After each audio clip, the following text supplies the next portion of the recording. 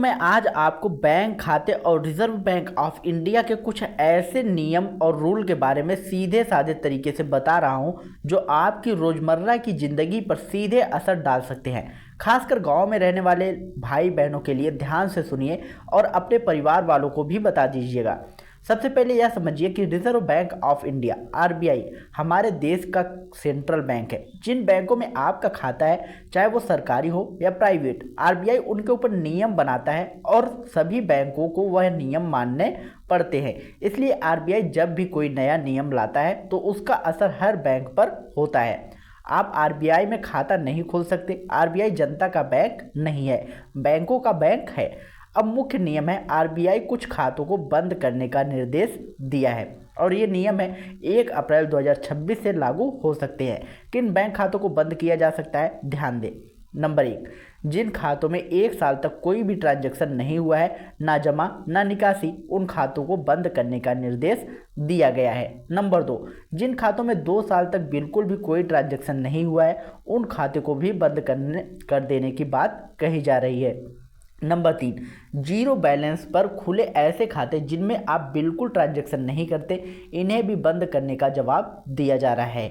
इसलिए अगर आपके पास कई खाते हैं और उनमें थोड़ा थोड़ा पैसा रखा हुआ है तो नियमित रूप से उनमें कभी भी कोई छोटा सा लेन देन करके उन्हें एक्टिव रखें, जमा कर दें या निकाल कर फिर से जमा कर दें, ताकि बैंक उन्हें निष्क्रिय ना समझे और बंद ना करे। पैसे की मात्रा से फर्क नहीं पड़ता, ट्रांजैक्शन होना जरूरी है। साइबर क्राइम और पैसे चोरी, बहुत ज़रूरी नियम। अगर आपके खाते में किसी तरह से पैसा चोरी हो जाता है, किसी फ्रॉड, फिशिंग लिंक, कॉल या किसी भी तरह से, तो आपको तत्काल 3 दिन के अंदर अपने बैंक को लिखित रूप से सूचित करना होगा। आप ऑनलाइन आवेदन कर सकते हैं या बैंक जाकर लिखित आवेदन दे सकते हैं, लेकिन मौखिक कहना काफ़ी नहीं है।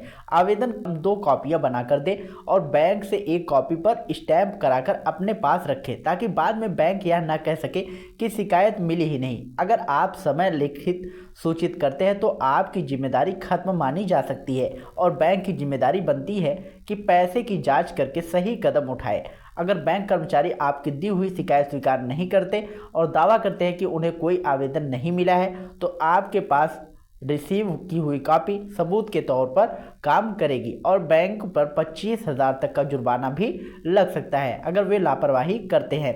साइबर क्राइम की रिपोर्ट के लिए एक राष्ट्रीय हेल्पलाइन नंबर 1930 है, जहां आप संबंधित शिकायत दर्ज करवा सकते हैं और दिशा निर्देश पा सकते हैं। इसी नंबर पर शिकायत करने के बाद जो निर्देश मिलेंगे उन्हें फॉलो करें। बैंक लॉकर संबंधी नियम भी आया है। अगर आपने बैंक लॉकर में अपनी कीमती चीज़ों या दस्तावेज रखे हैं और कोई नुकसान, चोरी या खराबी होती है, तो आरबीआई ने कहा है कि उस स्थिति में बैंक को ग्राहक को मुआवजा देना होगा। मुआवजा कैलकुलेशन के अनुसार बैंक के लॉकर चार्ज के 100 गुना तक की राशि उपभोक्ता को देनी पड़ सकती है। यानी बैंक की लापरवाही की स्थिति में ग्राहक का नुकसान बराबर भरवाया जाएगा। इसलिए लाकर लेते समय रसीद, शर्तें और बीमा जैसी बातें ध्यान से पढ़ें। अब नॉमिनी नियम भी एक आया है, बड़ी सुविधा। 1 नवंबर 2025 से अकाउंट खोलते समय आप 4 नॉमिनी दर्ज करवा सकते हैं। पहले 1 था, अब अधिकतम 4 नॉमिनी दर्ज किए जा सकेंगे। नॉमिनी के आधार पर बैंक खाता धारक के आधार और नॉमिनी के मोबाइल व ईमेल भी रिकॉर्ड करेगा, ताकि जरूरत पड़ने पर ट्रांसपेरेंसी रहे। साथ ही अगर किसी की मृत्यु हो जाती है और नॉमिनी क्लेम करते हैं तो बैंक को 15 दिनों के अंदर क्लेम निपटाकर पैसा रिलीज करना होगा, ताकि परिवार को अनावश्यक ढीली प्रक्रिया न झेलनी पड़े।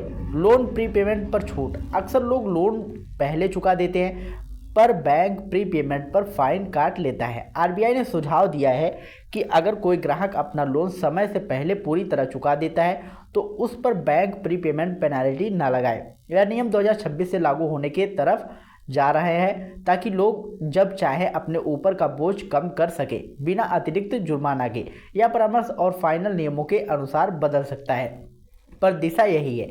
सीनियर सिटीजन सुविधाएं, जिन लोगों की उम्र 70 साल या उससे अधिक है, उनके लिए बैंक शाखाओं में लंबी लंबी लाइन में खड़ा रहना मुश्किल होता है। आरबीआई के दिशा निर्देश के अनुसार बैंकों को ऐसी वरिष्ठ नागरिक के लिए अलग सुविधाएं देने की बात भी चल रही है, यानी बैंक उनके जरूरत के अनुसार पहुंचकर मदद कर सके। पैसे कलेक्ट करने या जमा करवाने या अन्य जरूरी सेवाएं आसानी से हो सके, यह भी 2026 से प्रभावी होने की योजना में है। रुपए के 2000 रुपये के पुराने नोट के बारे में भ्रम कोई लोगों को या अफवाह फैलाई जा रही है कि 500 नोट या कुछ पुराने नोट बंद होने वाले हैं। आरबीआई की आधिकारिक बात यही है कि ऐसा कोई फैसला अभी जारी नहीं हुआ है। पुराने नोट जिनको बंद नहीं किया गया है वो चलेंगे। अगर कोई नोट बंद करने की आधिकारिक सूचना होगी तो आरबीआई पहले से बताएगा, इसलिए अफवाहों पर ध्यान मत दीजिए। कुछ व्यवहारिक सुझाव हैं, कदम जो आप भी उठा सकते हैं। जरूरी है सरल अपने सभी खाते चेक करें जिनमें 1-2 साल से कोई ट्रांजैक्शन नहीं हो रहा है। उनमें कभी कभी कोई छोटा मोटा जमा या निकासी कर दें। अगर आपके पास जीरो बैलेंस पर कोई बेकार अकाउंट है और आप उसमें उपयोग नहीं कर रहे हैं तो बेहतर है कि उसे बंद कर दें ताकि बाद में परेशानी ना हो। अपने बैंक से जुड़े मोबाइल और ईमेल अपडेट रखें ताकि बैंक को नोटिस सीधे आपको मिल सके। यदि किसी तरह की धोखाधड़ी हो जाए तो तुरंत 3 दिन के अंदर अपने बैंक को सूचित जरूर करें और एक कॉपी अपने पास रखें। लोन लेते समय बहुत सारी चीज़ों का ध्यान में रखें। अंत में दोस्तों, ये नियम खासकर उसी लोगों के लिए बनाए जा रहे हैं जो नुकसान में आ रहे हैं या जिन्हें सुविधाएं नहीं मिल पा रही हैं।